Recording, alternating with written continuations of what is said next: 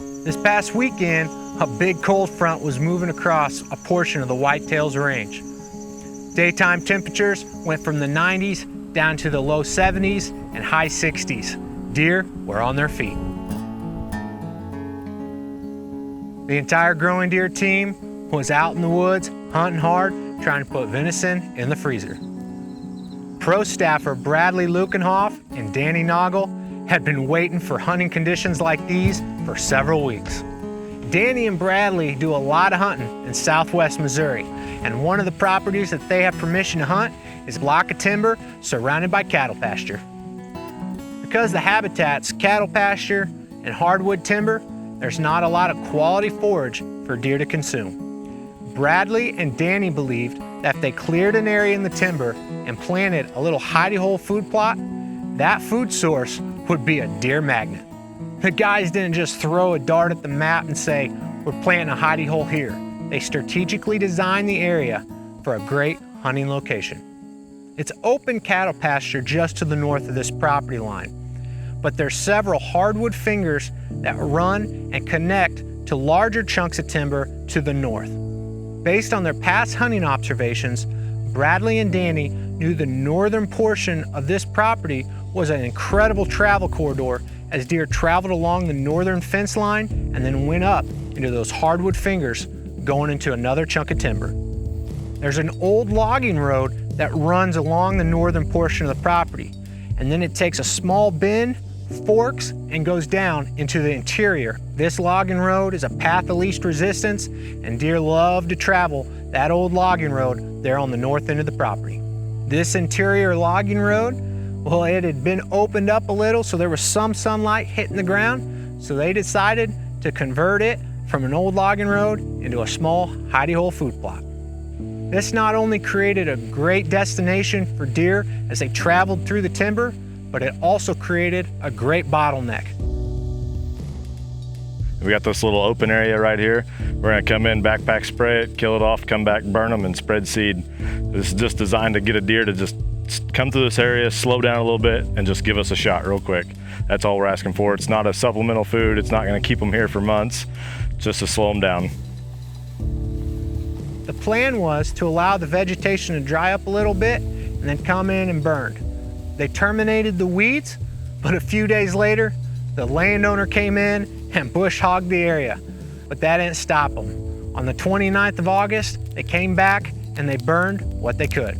Burning this area got the duff off the ground real quick, and it also allowed those nutrients to break down very quickly and be available for the seed that they planted. Rain was forecast, so Bradley and Danny grabbed their over-the-shoulder seeders and began broadcasting. They got great seed-to-soil contact, and within just a few days after the rain, seed was germinating. Right before Missouri's archery season opened, which is September 15th, Danny and Bradley went in and hung a summit stand on the southwest corner of their new hidey hole food plot. They wisely put the stands back in the timber several yards from the hidey hole food plot. This gave them the opportunity to hunt the old logging road that was still the travel corridor and the hidey hole food plot. It wasn't long before Bradley and Danny were getting lots of pictures of does cutting through the area. When the cold front hit, it brought a northeast wind, which was perfect for Bradley and Danny to slip in and hunt their new hidey hole food plot. They were able to approach from the southwest with the wind hitting them in the face, not alerting deer to the north or the east.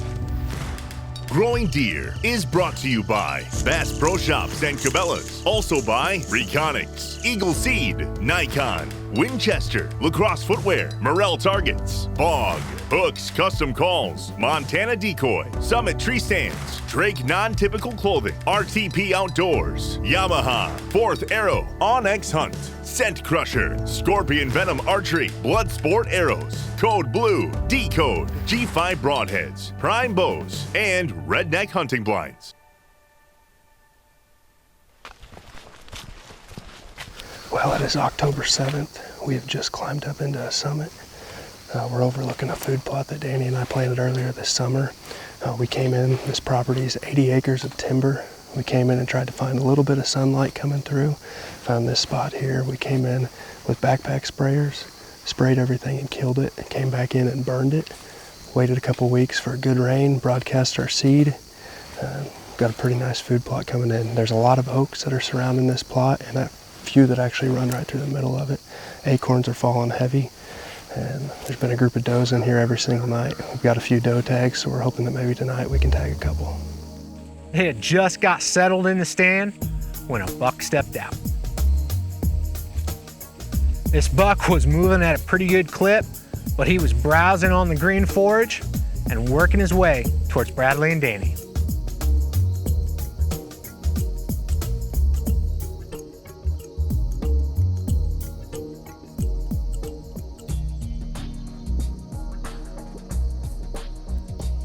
Sure enough, when he left the plot, he was walking that logging road down through the timber.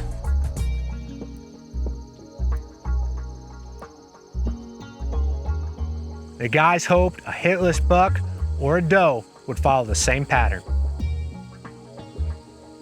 Acorns were raining down in the timber. And that can make hunting difficult in hardwoods. However, Bradley and Danny knew that they had acorns, they were hunting a great travel corridor, and they had a tasty food plot out in front of them. They knew they were in the game. The sun was setting when Bradley spotted a doe walking up the road and headed for the hidey hole.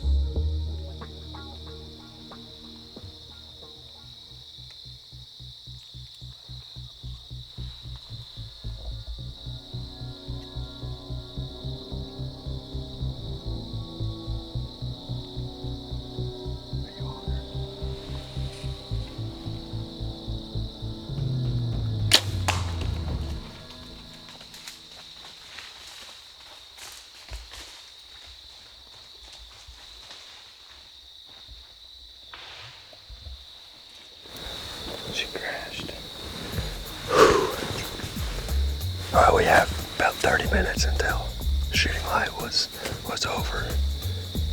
I just happened to look up and this doe came in. She was about 20 yards when she first came in, but went out to about 30. I think I might have hit her a little high, but it sounded like that she crashed not too far along. That plan worked out perfect. We planted this food plot not necessarily to hold deer, but to just kind of funnel them in here, hoping that maybe they'd go in, grab a bite to eat, and give us enough time to be able to draw back and get a shot on one. Plan worked out perfect. We're gonna sit a little bit, rewatch the footage, make sure we've got a good shot before we start trailing.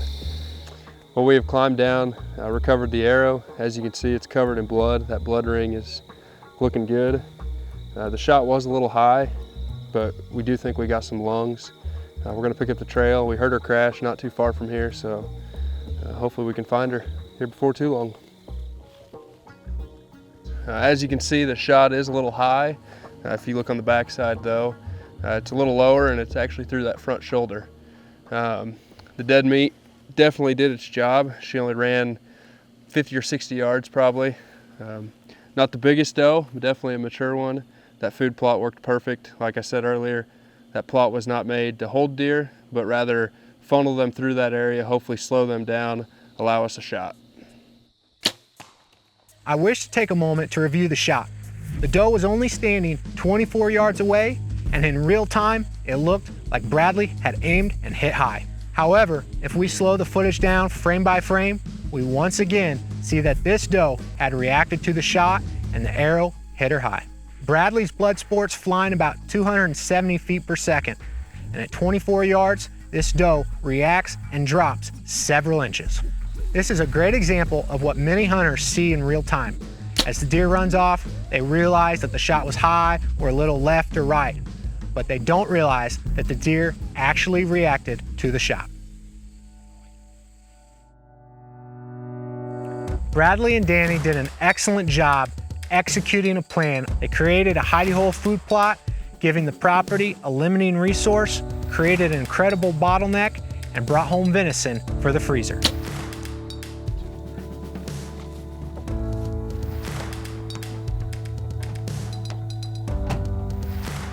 If you enjoy the hunting tips and strategies we share on Growing Deer, I encourage you to check out our deer hunting playlist. Subscribe to our channel and give us a thumbs up. Putting together an effective hunting plan, well, it takes time and some strategy. The same is true for our lives. I hope you slow down this week and enjoy creation. But more importantly, I hope you slow down, listen to what the Creator is saying to you and the plan He has for your life. Thanks for watching Growing Deer.